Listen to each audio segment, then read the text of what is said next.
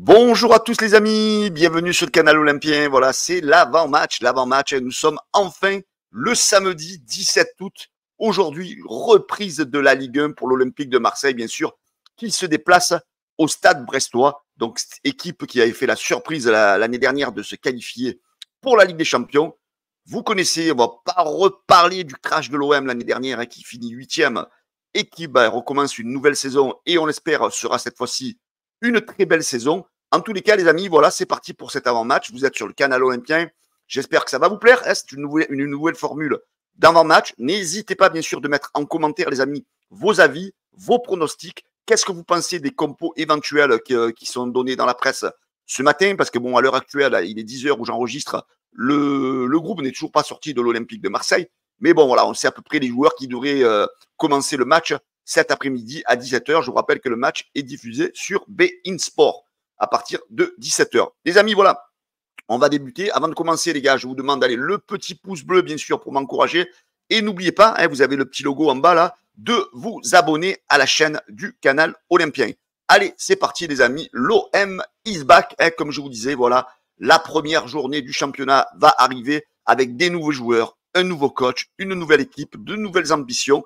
Et on espère qu'on sera tous heureux cette année. On attendait tous ce 17 août comme les enfants attendent le jour de Noël.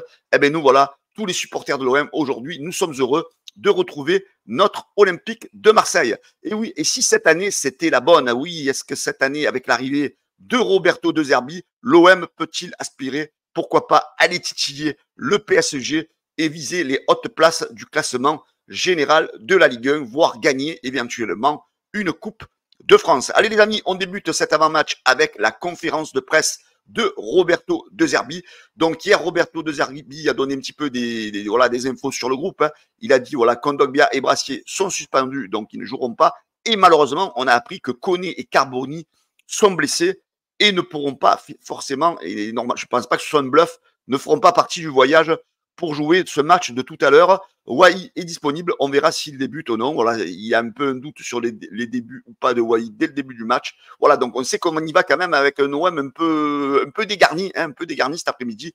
Mais voilà, donc on fait confiance au coach. Il a dû sans doute trouver des solutions. On continue donc au niveau de la conférence de presse où la question lui a été posée par rapport au fait quel gardien serait titulaire ou quel gardien serait le numéro 1. Non, Jérémy Rouli jouera demain. Donc voilà, on sait que aujourd'hui, c'est Rouli qui jouera face à Brest. Mais je pense que la seule hiérarchie qui compte est celle du terrain. C'est un gardien fiable, expérimenté et juste pour notre jeu. Voilà, ce sont deux très bonnes recrues avec Delange. Voilà, donc il place, on va dire, naturellement Rouli en numéro 1, mais il dit très bien que la loi du terrain sera la vraie hiérarchie, en fait. C'est lui qui jugera aux entraînements qui sera le numéro 1. Donc, quoi qu'il en soit, cet après-midi, c'est Rouli qui devrait débuter donc en tant que gardien de but de l'Olympique de Marseille. Ensuite, il poursuit donc en conférence de presse. Je pense qu'il faut faire les choses dans l'ordre. D'abord, il faut finir de construire l'équipe. Je suis venu ici pour faire les choses sérieusement. Si vous me parlez d'ambition, bien sûr que je veux rêver et viser très haut. Je peux vous assurer que j'ai beaucoup d'ambition. Voilà, donc on sait que ce coach est là pour faire grandir les joueurs avec lesquels il aura en sa possession. Et on lui fait confiance, bien sûr. Allez, c'est parti encore pour cette conférence de presse de Roberto De Zerbi. Il faudra qu'on joue et qu'on soit acteur du match, tout en restant humble. L'an dernier, nous avons fini 8e et eux en Ligue des Champions. Nous ne sommes pas encore en mesure de penser qu'ils seront inférieurs à nous. L'effectif n'est pas encore complet, mais notre équipe est suffisamment forte pour faire un résultat demain. Et voilà, il est quand même motivé. Il sait que malgré les absences, son équipe a les capacités d'aller gagner à Brest. Ça, comme on dit, c'est la réalité du terrain qui nous en parlera. On va poursuivre avec la conférence de presse de Éric Croix, bien sûr, le coach de Brest, où il nous dit donc c'est un nouvel OM qui va arriver samedi à Brest, différent de celui qu'on a joué la saison dernière, avec leur nouveau technicien, Roberto De Zerbi. Il va apporter des changements, à nous de bien travailler. On fera avec nos moyens pour sortir un gros match pour cette reprise à Francis Leblé. Voilà, Éric Roy, il est quand même conscient que voilà, il va pas jouer face à l'Olympique de Marseille flébard de l'année dernière. Il sait très bien que cette année, voilà, De Zerbi a un concept de jeu qui va sans doute peut-être un peu plus l'embêter que l'équipe de l'année dernière. Voilà, il s'attend quand même à avoir une grosse rivalité cet après-midi pour cette première journée à Brest.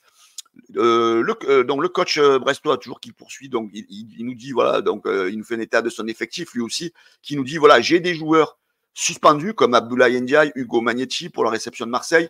Pierre Lesmelou n'est pas encore prêt, il ressent, ça c'est une bonne nouvelle pour l'OM, hein, il ressent encore des douleurs, il doit continuer sa réathlétisation. J'espère qu'avec le temps, ça va aller. On a aussi ménagé Chardonnay et York pour qu'ils puissent se récupérer et éventuellement être titulaires donc aujourd'hui face à l'Olympique de Marseille. Donc du côté de l'OM, on sait que voilà les principaux absents, hein, donc c'est Brassier et Kondogbia, comme je vous le disais, qui sont suspendus. Blanco, Koné, Carboni qui sont blessés. Et bien sûr, le choix de l'entraîneur avec les absences, bien sûr, de Garcia, de Gigot, de Bemba, de Soglo et de Verretou. Donc on sait par contre qu'aujourd'hui, Valentin Rongier donc, fera partie du déplacement. Donc il devrait être sur le banc. Maintenant, est-ce qu'il va jouer quelques minutes en deuxième mi-temps? Ça, on verra bien, hein, ça sera peut-être compliqué. Mais voilà, déjà, il a réintégré le groupe, il fera partie du voyage. Donc c'est quand même une bonne nouvelle pour le milieu de terrain de Roberto De Zerbi. Alors, les compos probables qui sont sortis ce matin dans la presse, donc du côté donc de l'équipe, hein, donc le fameux 4-2-3-1 de Zerbi, donc avec bien sûr, comme on vous le disait en conférence de presse, Rouli donc qui devrait commencer ce match donc à Brest. La défense, donc une défense à 4, hein, donc vous avez l'habitude, donc avec une défense centrale avec Balerdi, Cornelius, hein, donc comme vous le savez, avec l'absence de Brassier, hein, qui est suspendu. Et sur les côtés, donc on aurait Bamo Meite qui prendrait le côté droit, et Murillo qui prendrait le côté gauche. Au milieu de terrain, donc Murillo prendrait justement la place laissée vacante par Merlin. Hein, donc a priori, tellement d'absence touche le milieu de terrain de l'Olympique de Marseille. Donc De Zerbi devrait associer Hochberg à Merlin et Harit en numéro 10. Et ensuite, par contre, on aurait du Greenwood et du Luis Enrique sur les ailes et Wai donc en attaque. Alors moi, ça me fait plus ou moins, ça me rassure cette composition parce que hier, j'ai entendu passer des noms avec une association Hochberg-Merlin, avec Harit en 10, Hochberg-Unai, pardon, avec Harit en 10. Moi, et Mumbagna même en attaque. Hein, j'ai vu passer ce genre de composition. Alors, les amis, là, je veux être optimiste cette année avec les nouvelles recrues, avec ce qui est arrivé, ce qui va encore arriver. Mais là, quand j'ai vu passer certains noms hier, j'espère que c'est du bluff, j'espère que c'est du fake. Quand on me parle d'une composition avec Hochberg associé à Unai et Harit en 10 et Mumbagna devant, je me dis, les amis, là, j'ai peur pour le résultat de tout à l'heure. Parce que si réellement on a du Unai et du Harit dès le début du match, les amis, moi je suis désolé, ces deux joueurs, je ne veux plus les voir à l'Olympique de Marseille. Donc je pense que même, à mon avis, je ne sais pas ce que vous en pensez, c'est que même Harit, je ne veux pas le voir. Soyons audacieux, monsieur De Zerbi. La défense, elle est correcte. Le milieu, Hochberg-Merlin me semble très intéressant parce que Merlin, comme vous l'avez vu pendant les matchs de préparation, au milieu de terrain, il peut apporter quand même pas mal. Ou alors, monsieur De Zerbi, à la place de Harit, soyez audacieux. Mettez-moi le petit Sternal. Puisque Carboni est blessé. Mettez-moi Sternal. On ne veut pas voir Harit, s'il vous plaît. Mettez Sternal qui va apporter de la vitesse, qui va casser les lignes, qui va donner des ballons dans les bons tempos, qui va pas tricoter avec le ballon. Voilà mon avis, moi. Donnez-moi vos avis, les amis, en commentaire. Et après, on hésite à mettre Mumbagna parce que Wai ne s'est pas trop entraîné. Mais j'ai envie de dire, les amis, je préfère un Wai qui ne s'est pas trop entraîné que Mumbagna à 100% et qui, malheureusement, n'apporte pas grand-chose.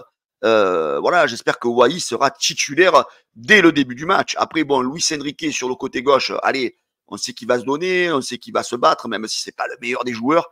Mais voilà, on va dire, pourquoi pas, en attendant l'arrivée d'un nouvel ailier gauche, hein, et Greenwood à droite. Donc, on espère que lui, il va faire la différence et qu'il va mettre cette défense brestoise en difficulté. Après, il y a la compo de la Provence qui reste toujours sur le même système de jeu, hein, le 4-2-3-1. Donc, avec une défense Murillo, Balerdi, Cornelius. Et alors là, on nous parle de Lirola, très surprenant.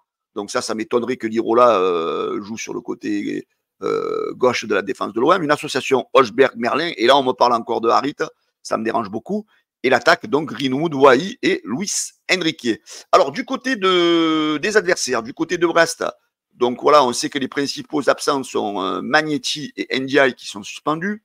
On a Loco et Lesmelou qui sont blessés et Johnny qui ne jouera pas, donc par rapport au choix de l'entraîneur. La compo donc serait donc la tactique des Brestois, donc un 4-3-3 avec Lala et Amavi, donc qui va avoir la charge de bloquer Greenwood. Alors, j'ai pas envie de vous dire que Greenwood va peut-être se balader face à Amavi, mais pourquoi pas, hein, mais attention, comme on dit, peut-être à la revanche de Amavi qui va peut-être sortir un gros match. La défense, donc Chardonnay et le Cardinal. Milieu, Martin, Camara et Pereira Lage. Et dans l'attaque, attention à Del Castillo, bien sûr. Attention à Ajorc devant, hein, qui peut être aussi habile de la tête et qui n'est pas mauvais, Ajorc. Et sur le côté gauche, le Doiron. Voilà, donc on a quand même une équipe brestoise qui va falloir surveiller. Hein. C'est une équipe qui sort d'une belle saison. C'est une équipe qui va rentrer, donc qui va attaquer son championnat à domicile, avec un stade qui sera comble. Bon, il y aura quand même 600 supporters marseillais valeureux qui vont y aller et qui vont faire du bruit, ça on en est certain. Mais voilà, donc un match où les Brestois vont avoir un allant de folie. Donc je pense que ça risque d'être un peu compliqué sur les premières minutes. Mais voilà, on reste confiant par rapport à l'équipe de l'Olympique de Marseille avec les préceptes de jeu de notre ami De Zerbi. Alors, en ce qui concerne, voilà, justement, donc la révolution, Rouli, donc a priori très bon gardien au pied, donc va débuter. Hein, donc voilà, donc on voit que De Zerbi, voilà, a fait son choix pour ce match, hein, comme je vous disais tout à l'heure par rapport à la conférence de presse. Ensuite, au niveau de la défense, on a les premiers pas de Cornelius, hein, en match officiel avec l'Olympique de Marseille. Il sera bien sûr associé à comment il s'appelle, à Balerdi. Hein, donc voilà, a priori De Zerbi pense beaucoup de bien sur ce joueur. Hein. C'est un joueur qui ne panique pas. Hein, dans les moments chauds, c'est pas le joueur qui va s'affoler. Il est tranquille, il est serein. Ça peut être la bonne surprise du mercato aussi. Voilà, donc ce soir, voilà, une association Brassier Balerdi avec Cornelius. Donc pourquoi pas, hein, pourquoi pas. Donc on va faire confiance au mercato olympien et surtout à ce que pense le coach de ce joueur. Et surtout, on va voir le milieu de terrain, avec Merlin, hein, Merlin qui a été très bon dans les matchs de préparation, dans ce rôle hybride, et cette fois-ci sera associé à Hochberg, le patron de ce milieu de terrain de l'Olympique de Marseille. Alors, les statistiques de ce match, selon StatOMP, hein, voilà, allez les encourager aussi. Hein, c'est un site qui donne des grosses statistiques sur l'Olympique de Marseille qui sont serviables. Alors, pour faire toujours des comparatifs. Alors, selon les stats, donc l'OM Brest aurait 31% de chance de gagner ce match, 19% pour un match nul, et l'OM aurait quand même une chance sur deux, c'est-à-dire 50% de chance de gagner ce match. Alors, mon avis, et le vôtre aussi. Le vôtre, les amis, en commentaire, donnez-moi votre pronostic, ce que vous pensez du match. Est-ce que l'OM a des chances? Votre compo éventuel, qu'est-ce que vous pensez de ces éventuels compos que je vous ai parlé? Alors moi, je pars du principe que je suis optimiste cette saison. Pour moi, s'il n'y a pas les deux sur le terrain, c'est-à-dire Unai, Harit, l'OM doit gagner le match. Maintenant, si d'entrée, on nous met Harit et Unai, ça va être très compliqué. Et si en plus on nous fout Mumbagna, ça va être chaud. Voilà, moi, si d'entrée de match, je vois Unai, Harit et Mumbagna dans le 11 de départ, je ne vois pas l'OM gagner. Voilà, je ne vois pas l'OM gagner. Je vois éventuellement un match nul, très compliqué, un match où tu risques de te faire manger encore au milieu de terrain, hein, parce que ces deux joueurs-là, c'est pas bon. C'est pas bon, il faut dire les mots, faut pas avoir honte. Hein, vous connaissez mon franc-parler, les amis. Pour ceux qui ne me connaissent pas, sachez que j'ai du franc-parler. Voilà, moi, je veux qu'aujourd'hui, il soit audacieux de Zerbi. Tu nous mets Hochberg avec, comment il s'appelle, Merlin. Et à la place d'Harit, tu nous mets Sternal. Mais nous, Sternal. Parce que si tu nous mets Sternal, mon ami, le match, on va le gagner. On va le gagner facile. Parce que Sternal, Greenwood, ça va bousculer. Tu mets Wai devant, il va avoir des ballons et ça va claquer. Voilà, donc si on a une compo... Alors, si tu mets Harit, par contre, d'entrée, j'espère que tu vas vite me le sortir. Hein, parce que moi, le voir tricoter, le voir me gonfler, le voir ralentir le jeu, ça me saoule. Voilà, vos avis, les amis, en commentaire. Alors, si Harit sort rapidement, si Unai n'est pas sur le terrain, je vois une victoire de l'OM. Je vois une victoire de l'OM 2-1 à Brest, parce que ça ne va pas être facile, les gars, avec un but de Greenwood et un but de Wai. Voilà, donnez-moi vos pronos, vos scores et vos buteurs en commentaire, les amis. Et n'oubliez pas de vous abonner à la chaîne, les gars. N'oubliez pas les petits pouces aussi pour m'encourager, les gars. Allez, on va poursuivre, les amis. On va finir cet avant-match avec les derniers bruits mercato. Comme vous le savez, hier, ça a été officialisé. La conférence de presse a été longue à venir parce que dans les bureaux, on était en train de signer la prolongation de Léo Balerdi. Moi, je dis chapeau. Balerdi qui prolonge jusqu'en 2028. C'est un joueur qui est passé par tous les caps, qui s'est fait critiquer, qui a un mental de folie, qui a toujours été sélectionné par tous les coachs de l'OM successifs qui sont passés. Et pourtant, il en a subi des critiques, il en a subi des sifflets. Donc, ça prouve que cet Argentin, les gars, il a un moral de fer. Et moi, je suis vraiment content que Balerdi ait prolongé avec l'Olympique de Marseille jusqu'en 2028. Alors, une autre prolongation, les amis, c'est celle que je comprends un peu moins, c'est celle de Luis Enrique, donc qui va prolonger selon Santi Aouna, donc pour une durée de 3 ans avec l'Olympique de Marseille. Et enfin, voilà, la dernière rumeur sortie hier soir, c'est l'OM négocie pour s'attirer Tidiam Gomis, 18 ans, l'attaquant de Caen, plaît à l'Olympique de Marseille. On sait que le club normand demande 4 millions d'euros pour acheter la dernière année de contrat. L'OM ne veut pas mettre cette somme pour l'instant, ça négocie selon l'équipe, mais pourquoi pas apporter cette nouvelle génération de jeunes du côté de la réserve de l'Olympique de Marseille. Voilà les amis, c'était cet avant-match. Dites-moi un petit peu ce que vous pensez du concept.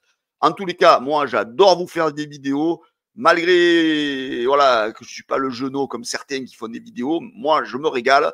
Et ça me plaît quand vous commentez. N'hésitez pas de commenter vos pronos. Et surtout, les amis, n'oubliez pas de vous abonner. Ciao les gars, bon match à tous. N'oubliez pas, sur le canal Olympien, on se retrouve avec la team à partir de 19h pour l'after-match. Et bien sûr, on mettra le lien. Vous pourrez monter avec nous en direct pour nous donner votre ressenti et vos avis sur ce match. Ciao les gars, bon après-midi à tous. Rendez-vous 17h sur beIN Sport pour la première journée de cette Ligue 1. Et la première victoire de l'OM. Ciao les gars, à tout à l'heure, ciao.